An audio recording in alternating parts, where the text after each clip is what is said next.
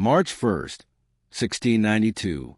In the meeting house of Salem Village, Massachusetts, a grandmother was about to be sentenced to death. Her crime? Attacking young girls with her spirit in their dreams. Her name was Rebecca Nurse. She was 71 years old, a church member, a woman everyone in town had known for decades. But 3 teenage girls were screaming that her ghost was choking them. Right there, in the courtroom, in front of 200 witnesses. The judges believed the girls. And one man in the room made sure they kept believing. He was a 29-year-old minister from Boston. He took notes on every accusation. He would later write a book defending what happened here, celebrating it, making sure it continued. His name was Cotton Mather. By September, 19 people would hang, based on testimony about dreams. And Cotton Mather would call it righteous justice. A portrait of Cotton Mather exists today. It hangs in the collection of the American Antiquarian Society in Worcester, Massachusetts. The mezzotint was engraved by Peter Pelham in 1728, the year Mather died. It showed a man in his 60s wearing a fashionable periwig that fell past his shoulders. His clerical robe spoke of religious authority. His expression was dignified, learned, almost haughty. The portrait captured what Mather wanted the world to see: a respected minister, a Harvard-educated scholar, a defender of New England's Puritan faith. The image radiated respectability and moral certainty. But look closer at the empty space around him.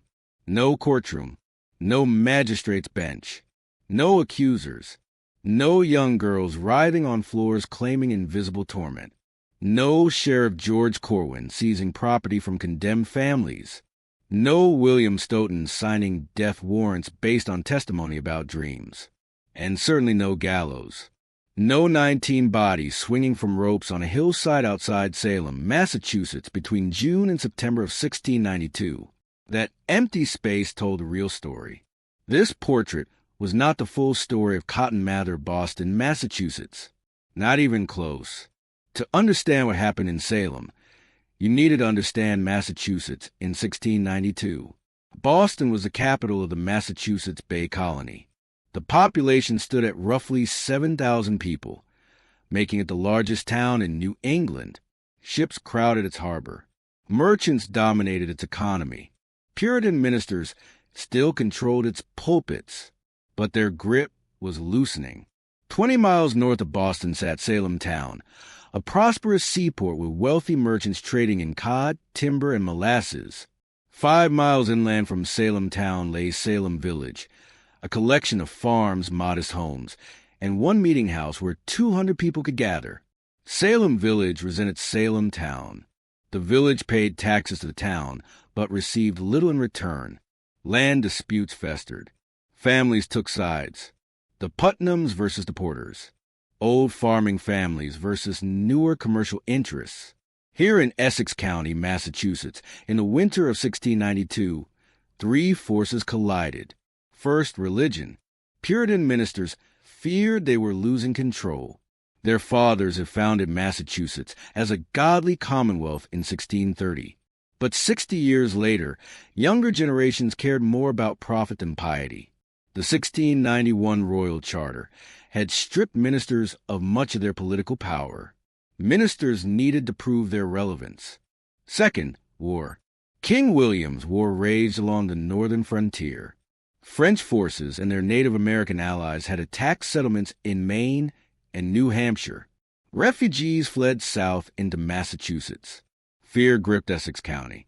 People saw enemies everywhere, visible and invisible. Third, economics. Salem Village was fracturing along class lines. Wealthy families connected to Salem town's merchant economy. Poorer families struggling with rocky soil and limited land. Property disputes multiplied. Inheritance battles divided neighbors. In a society where land meant survival, these weren't petty squabbles.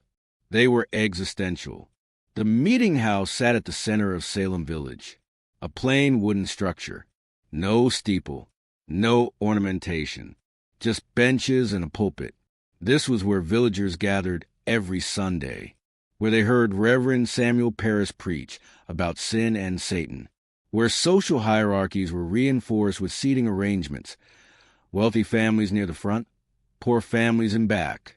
This was where the accusations began in February 1692. This was where Cotton Mather would find his purpose. Boston and Salem, Massachusetts. Two communities 25 miles apart.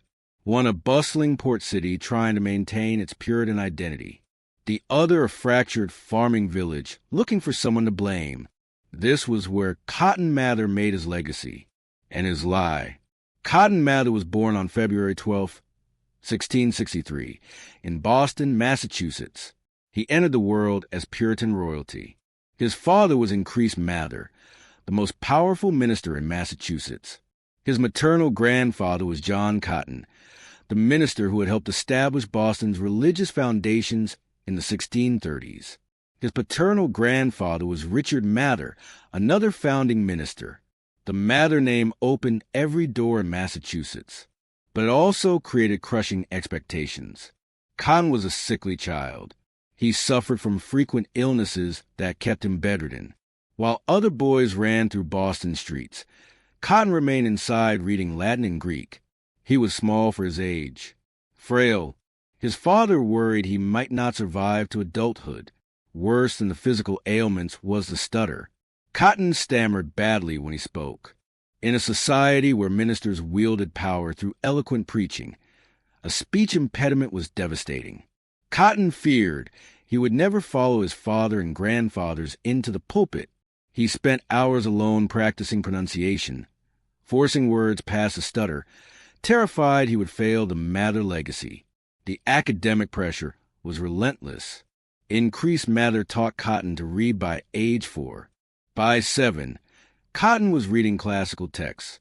His father had graduated Harvard at 17. Cotton needed to do better.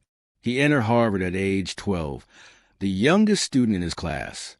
Other students were young men. Cotton was still a child. He had no friends. The older students mocked his youth, his stutter, his small frame. Cotton spent his time in the library, burying himself in theology, history, and natural philosophy. He wrote in his diary that he felt perpetually inadequate, not smart enough, not godly enough, not worthy of the Mather name.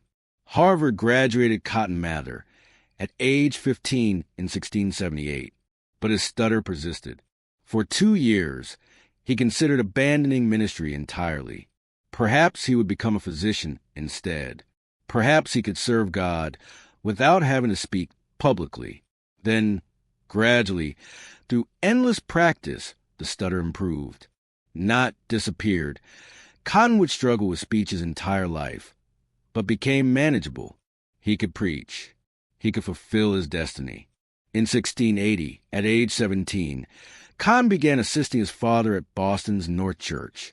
In 1685, at age 22, he was formally ordained as his father's colleague. The North Church was one of the most prestigious pulpits in Massachusetts.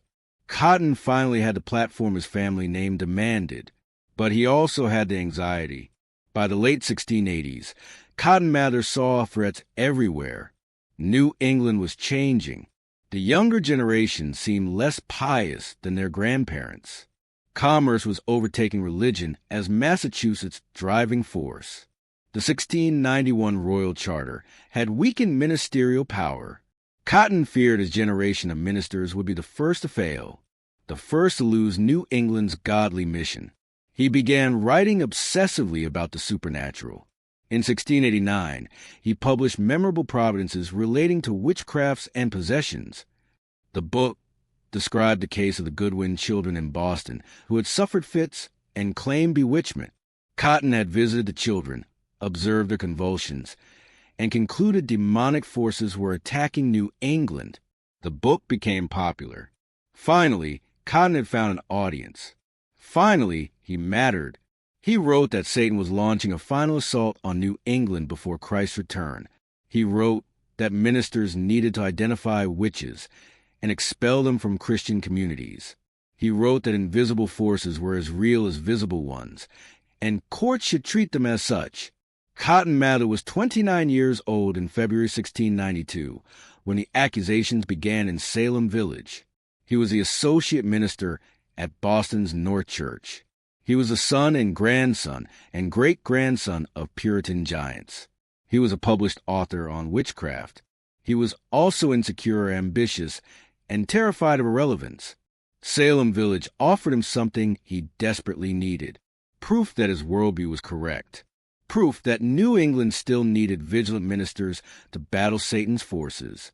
Proof that Cotton Mather mattered in the cosmic war between good and evil. He would not waste this opportunity. Everything was about a change in the winter of 1692.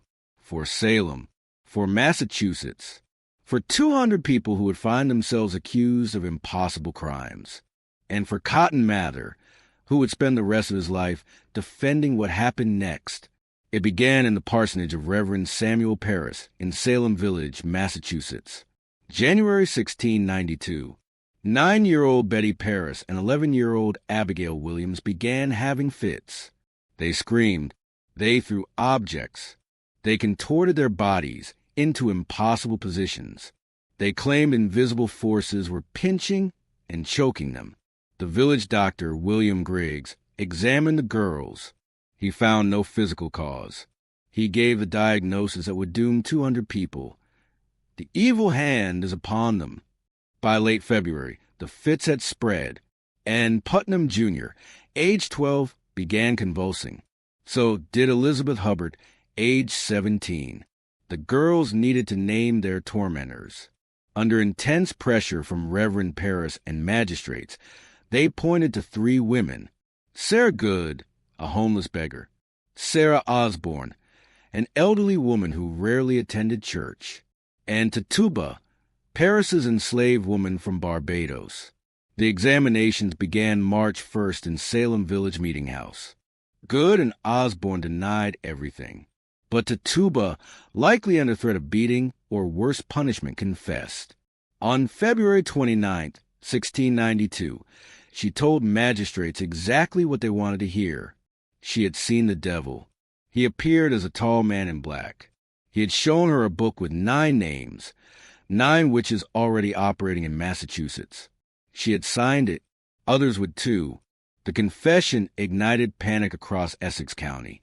If Tituba was telling the truth, then Massachusetts faced a coordinated demonic conspiracy. Witches were everywhere. Your neighbor, your merchant, your church member. Anyone could be serving Satan in secret. The accusations accelerated. Martha Corey, a church member; Rebecca Nurse, a 71-year-old grandmother; Sarah Cloyce, Elizabeth Proctor, John Proctor, Bridget Bishop. Within weeks, dozens stood accused. By April, the jails in Salem, Boston, Ipswich, and Cambridge overflowed with suspected witches. 25 miles south in Boston, Cotton Mather watched with intense interest. He wrote letters to magistrates. He encouraged aggressive questioning. He saw the accusations as confirmation of everything he had written in Memorable Providences. Satan was launching his final assault on New England. The ministers who recognized this threat would be heroes. Those who dismissed it would be fools. On May 14, 1692, Governor William Phips returned to Massachusetts from England with the new royal charter. He found the colony in chaos. Over 70 people sat in chains awaiting trial. More accusations arrived daily. The existing court system had no mechanism to process witchcraft cases of this scale. On May 27, 1692, Phips created a special court of oyer and terminer, a court to hear and determine witchcraft cases. He needed someone he could trust as Chief Justice, someone with legal experience, someone who would not hesitate. He appointed William Stoughton. Stoughton was 51 years old, Harvard-educated, and lieutenant governor of Massachusetts. He was also a religious hardliner who believed Massachusetts existed to fulfill God's covenant with New England. Witches threatened that covenant. They needed to be eliminated. The court included 6 other judges: John Richards, Nathaniel Saltonstall, Waite Winthrop, Bartholomew Gedney, Samuel Sewell, and Peter Sargent. respectable men, property owners, men who had everything to gain from demonstrating their loyalty to the new governor and the new charter. Cotton Mather wrote to the judges on May 31st, 1692. He urged caution about some methods of evidence, but endorsed the trials themselves. He warned against relying solely on spectral evidence, testimony about visions and dreams. But he also wrote that the devil's assault on Massachusetts was real and required aggressive prosecution. It was a careful letter. Protective. Mather wanted the trials to succeed, but wanted distance if they failed. The first trial was set for June 2nd, 1692, in Salem town. By summer's end, over 150 people would stand accused. 200 if you counted those named but not yet arrested. The jails of Essex County, Massachusetts, had never been so full. The magistrates had never been so busy. And Cotton Mather had never felt so relevant. Here is how Salem's witch trials worked as an economic engine. In 1692 Massachusetts, when someone was convicted of witchcraft, the court could seize their property. All of it: land, livestock, furniture, clothing, tools, money. The justification was simple. The property would pay the cost of prosecution, the cost of imprisoning the accused, the cost of the trial itself, the cost of execution. The accused paid for their own destruction. Sheriff George Corwin of Salem handled the seizures. He was 25 years old in 1692, nephew of Magistrate Jonathan Corwin, and he performed his duties with ruthless efficiency. When Bridget Bishop was hanged in June, Corwin took her estate. When Rebecca Nurse was hanged in July, Corwin arrived at her farm and began itemizing possessions before her body was cold. He took everything: livestock, farming equipment, beds, dishes, the pewter plates families ate from, the wool blankets they slept under. Corwin even took the wedding rings off condemned women before they climbed the gallows. Those rings had value, and value belonged to Massachusetts now. The seizures enriched multiple parties. The sheriff received a portion. The court received a portion. The judges received compensation for their service. The accusers' families sometimes received compensation for their suffering. Property that couldn't be easily divided was sold at auction. Officials bought it at discount prices. Consider the case of Philip English, a wealthy merchant in Salem town. English and his wife Mary were accused in April 1692. They fled to New York before trial, escaping execution. But Sheriff Corwin seized English's property anyway: his ships, his warehouse inventory, his household goods. The total value: £1,183 sterling. In today's currency, roughly $250,000. Gone. Taken by the government of Massachusetts to pay for prosecuting Philip English for a crime that didn't exist. English eventually returned after the trials ended. He spent years in legal battles trying to recover a fraction of his losses. He never forgave Massachusetts. He never forgave George Corwin. He never forgave Cotton Mather. The court fees alone generated substantial income. Every day in jail cost money. Charged the accused. Every appearance before magistrates cost money. Charged to the accused. Even if you were found innocent, you owed the court for the expense of trying you. Some people who were acquitted remained in jail for months because they couldn't pay the fees for their release. Margaret Jacobs was one of them. She confessed to witchcraft under pressure, then recanted. The court eventually cleared her, but she had no money to pay her jail fees. She sat in Salem jail in chains while her family scraped together enough to buy her freedom. The system incentivized convictions. The more people convicted, the more property flowed into official hands. The more trials held, the more fees collected. William Stoughton, as Chief Justice, oversaw all of it. His compensation increased with the court's activity. Justice wasn't blind in 1692 Massachusetts. It was profitable, but the real profit came from something intangible: control. The trials allowed magistrates and ministers to reinforce social hierarchies. Women who spoke too boldly could be accused. Men who challenged authority could be accused. Anyone who deviated from Puritan norms became vulnerable. The threat of accusation kept people compliant. It reminded everyone who held power in Massachusetts. And then there was spectral evidence. This was the mechanism that made everything possible. Spectral evidence meant that accusers could testify about things only they could see. A young girl could claim that Rebecca Nurse's specter, her spirit, had appeared in a dream and tormented her. The girl's testimony was treated as proof. The accused couldn't offend against it. How do you prove your spirit didn't attack someone in their dream? William Stoughton embraced spectral evidence completely. Without it, there were no cases.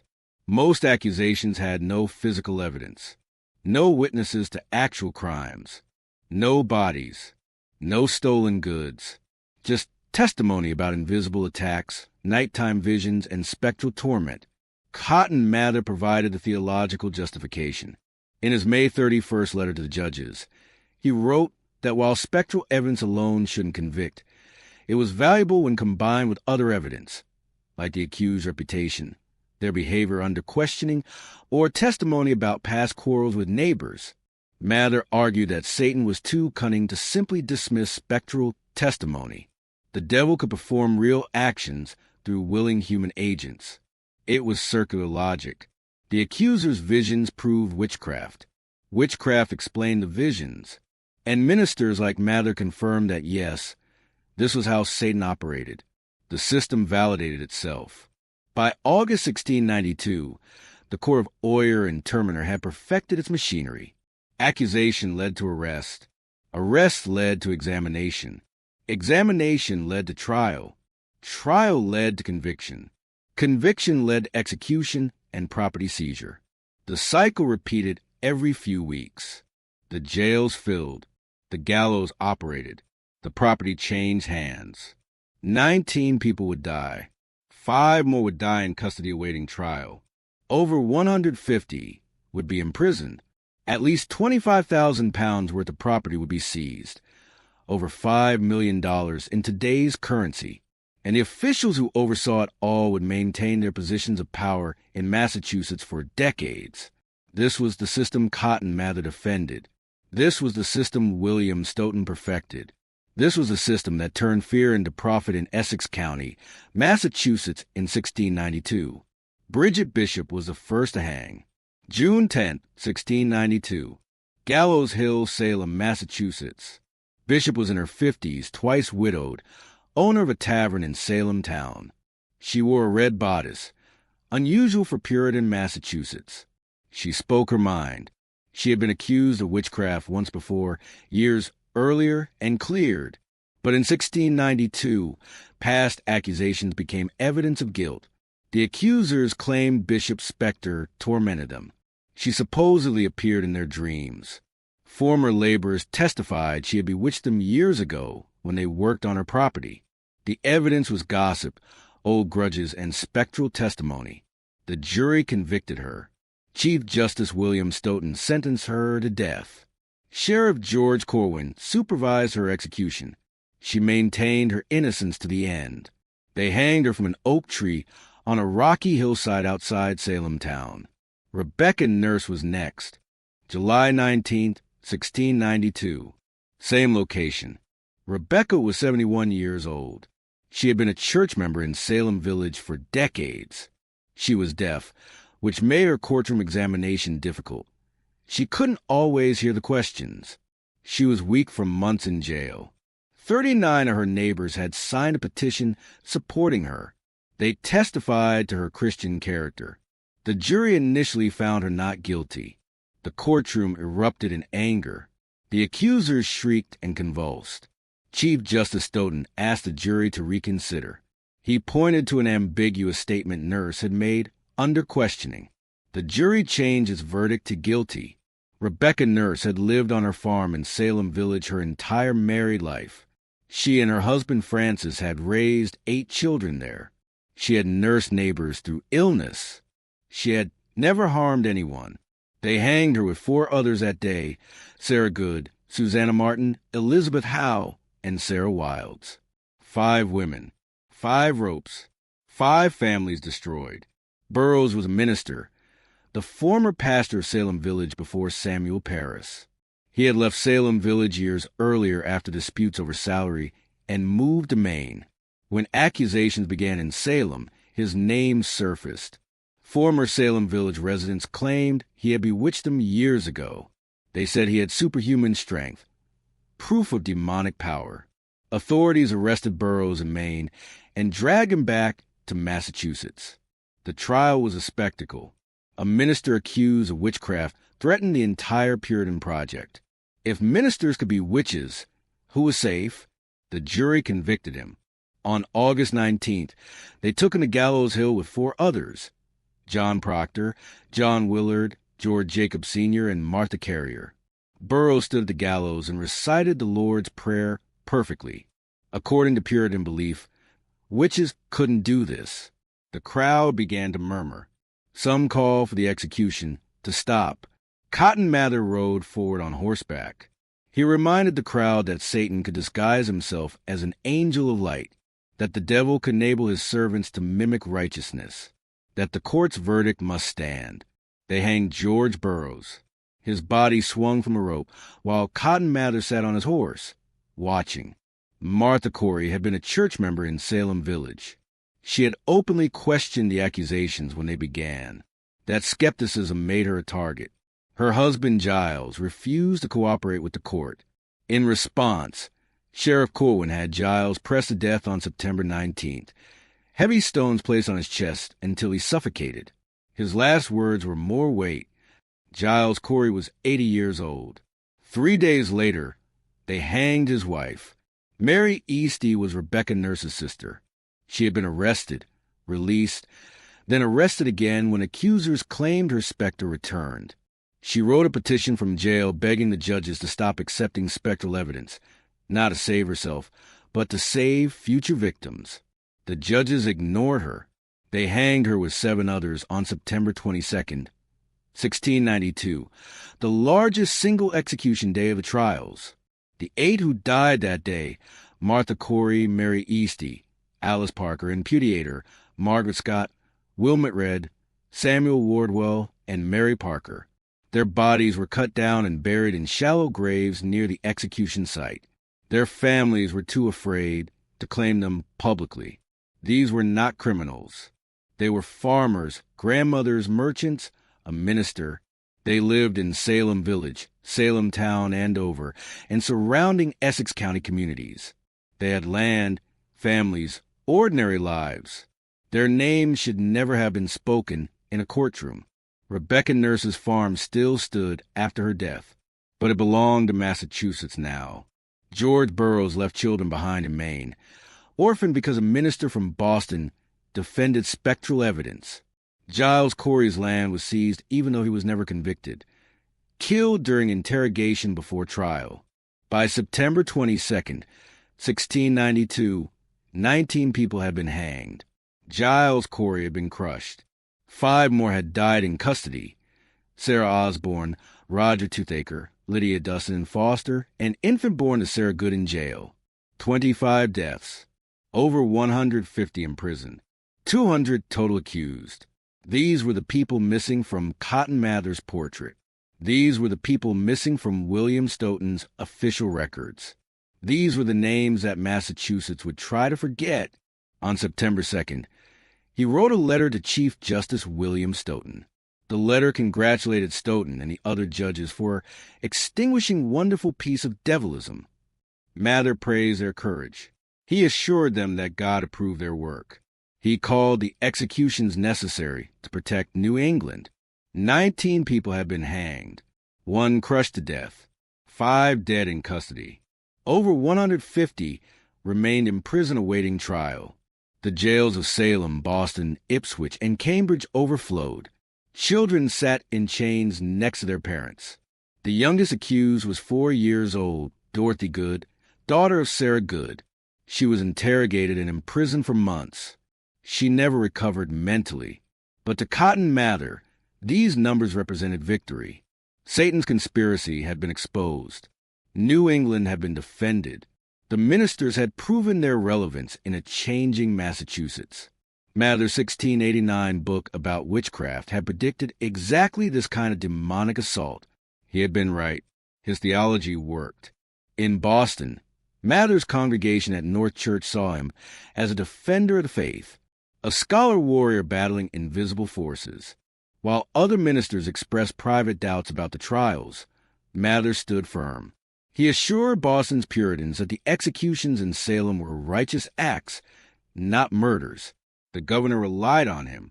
The judges sought his theological guidance. At age 29, Cotton Mather had achieved what his stutter-plagued childhood had made impossible to imagine. He mattered. He shaped events. His words carried weight in the highest levels of Massachusetts government. His portrait from this era, the 1728 Mezzotint engraved decades later, would show none of this. It would show a dignified minister, a learned man, a respectable figure in Boston society. It would not show the letters he wrote, encouraging convictions, the sermons he preached defending spectral evidence, the ride to Gallows Hill where he stopped a crowd from saving George Burroughs, the victims he helped send to their deaths.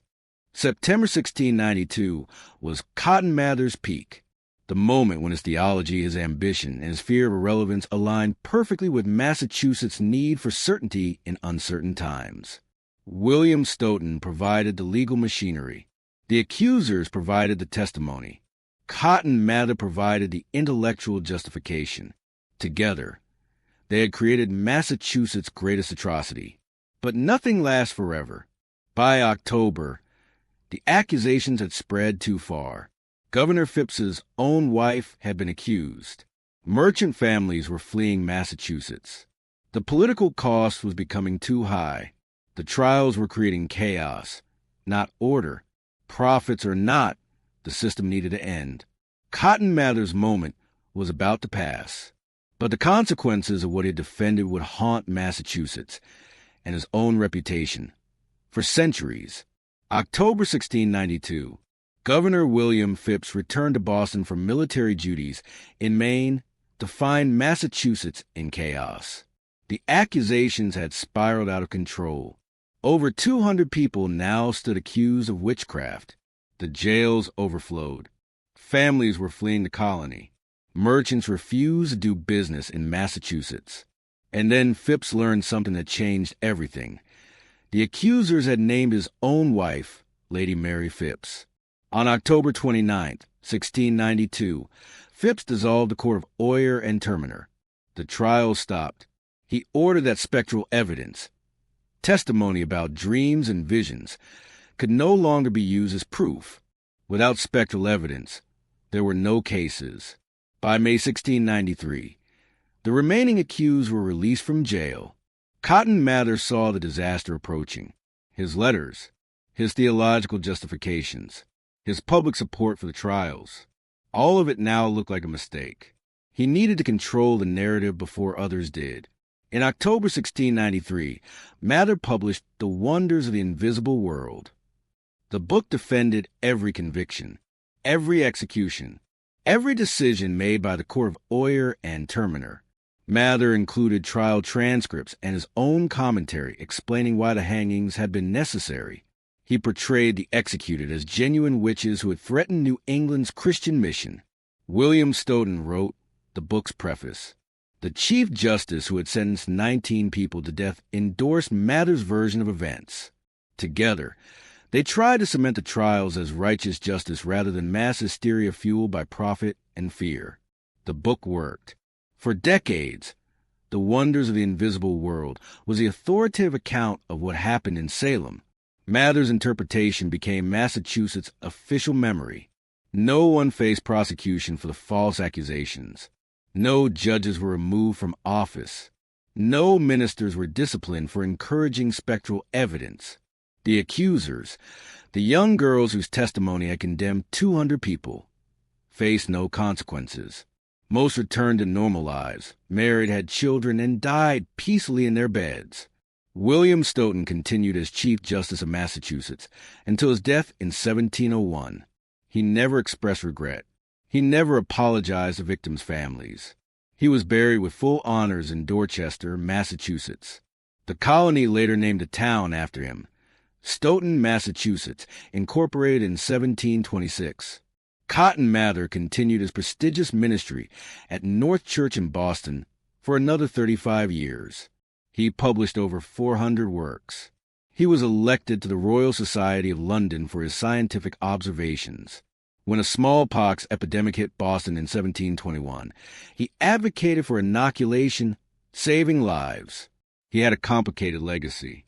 Brilliant scientist, prolific author, defender of mass executions based on dreams. He died February 13, 1728, at age 65. Boston buried him with full honors at Copp's Hill Burying Ground, one of the city's most prestigious cemeteries. His funeral attracted hundreds. Ministers praised his learning and piety. The executions at Salem went unmentioned. The victims' families received nothing. No compensation for seized property. No official apology. No acknowledgement that 19 innocent people had been murdered by the government of Massachusetts. Some families fought for decades in courts trying to recover confiscated land. Most failed. Massachusetts kept what it had taken. This was a reckoning that never came. The architects of Salem's atrocity died respected, honored, and wealthy. The victims died on ropes, in chains, and in shallow graves. If you visit Salem, Massachusetts today, you'll find a thriving tourist destination. The Salem Witch Museum operates in a converted church on Washington Square. Tour buses arrive daily carrying visitors from Boston and beyond. Gift shops sell witch-themed merchandise. Restaurants advertise witch city specials. October brings thousands of Halloween tourists. Salem has branded itself around the trials that killed 25 people in 1692. The Salem Witch Museum presents the trials as a cautionary tale about hysteria and injustice. Exhibits explain spectral evidence, the accusations, the executions. It is educational, somber, but the horror has been sanitized for tourism. Visitors take selfies. They buy souvenirs. They move on to the next attraction. 5 miles away in Danvers, what was once Salem Village, a memorial marks where the meeting house stood, where a beckoned nurse faced her accusers, where Cotton Mather's theology became death sentences. Few tourists visit. The site sits quiet most days, a small plaque explaining what happened here. In Boston, Cotton Mather's grave remains at Copp's Hill Burying Ground in the North End. The cemetery is a stop on the Freedom Trail walking tour. Visitors photograph his gravestone alongside other colonial notables. The marker mentions his writings and ministry. It does not mention Salem. It does not mention the 19 dead. The Peter Pelham Mezzotint of Cotton Mather exists in multiple museum collections across Massachusetts. The American Antiquarian Society in Worcester holds one. The Massachusetts Historical Society in Boston holds another. Museum catalogs describe Mather as influential Puritan minister and prolific author. The trial defenses go unmentioned in the portrait descriptions. Stoughton, Massachusetts, population 27,000, still bears William Stoughton's name. The town seal shows a colonial-era Chief Justice. Main streets carry his name. The town's website mentions he was Lieutenant Governor and Chief Justice. It doesn't mention he sentenced 19 people to hang based on testimony about dreams. The town has never seriously considered changing its name. Harvard University, where both Mather and Stoughton studied, has Stoughton Hall, built in 1698 with funds from William Stoughton's estate. Students attend classes there daily. Few know who Stoughton was. Fewer know what he did in Salem in 1692. This is what survives. Museums, gravestones, town names, buildings, the physical legacy of men who defended murder. Massachusetts has preserved their monuments while the victims' graves remain unmarked for centuries. The tourists see history, but they see it sanitized, softened, made palatable for consumption. They don't see the 25 bodies. They don't see Sheriff Corwin stripping wedding rings from condemned women. They don't see Cotton Mather on horseback at the gallows, ensuring George Burroughs died. Massachusetts has turned its greatest shame into its most profitable historical attraction. The Peter Pelham Mezzotint from 1728, Cotton Mather in his periwig and clerical robes. Dignified, learned, respectable. This is what Massachusetts wanted to remember. This is the lie the portrait told. But 20th century historians uncovered what had been buried. They read the trial transcripts. They studied property records. They traced who profited from the seizures. They analyzed the accuser's family connections and economic grievances. The pattern became clear. Salem's witch trials were not about witchcraft. They were about property disputes, patriarchal control, economic anxiety, and religious leaders desperately trying to maintain relevance in a changing world. The accusations targeted women who owned land, men who challenged authority, families on the wrong side of village politics. Spectral evidence, the foundation of every conviction, was absurd. Courts accepted testimony about dreams as proof of capital crimes. They hanged people because teenage girls said spirits attacked them in visions. No physical evidence. No witnesses to actual crimes. Just fear, superstition, and profit motive dressed in Puritan theology. In 1957, 265 years after the executions, Massachusetts finally passed a resolution exonerating the victims. The state acknowledged that innocent people had been murdered. It was symbolic only. No compensation. No reparations. Just words. In 1992, on the centenary of the trials, Salem erected a memorial. 20 stone benches, one for each victim who died. Their names carved in granite. The memorial sits near the old burial ground where some victims were secretly buried by families who feared association with convicted witches. Modern scholars have been clear about Cotton Mather's role. He didn't start the trials. He didn't serve as a judge. But he provided the intellectual framework that made them possible. His writings on witchcraft created the climate of fear. His letters encouraged aggressive prosecution. His book defended every death. Without Mather's theological justification, William Stoughton's court would have faced stronger opposition from other ministers and community leaders. The portrait shows a learned minister, a Harvard graduate, a prolific author. But the real Cotton Mather fed Massachusetts fear for personal prestige. He saw Salem as an opportunity to prove his relevance, validate his worldview, and secure his place in history. He got his place in history. Just not the one he intended. Why does this matter today? Salem represents America's first major miscarriage of justice. A government using fear to justify executions. Religious leaders providing intellectual cover for atrocity. Economic elites profiting from confiscated property. Courts accepting absurd evidence because it served political purposes. Accusations spreading until even the governor's family faced danger. The pattern is familiar. When societies panic, when leaders exploit fear, when intellectual classes abandon reason to defend power, innocent people die.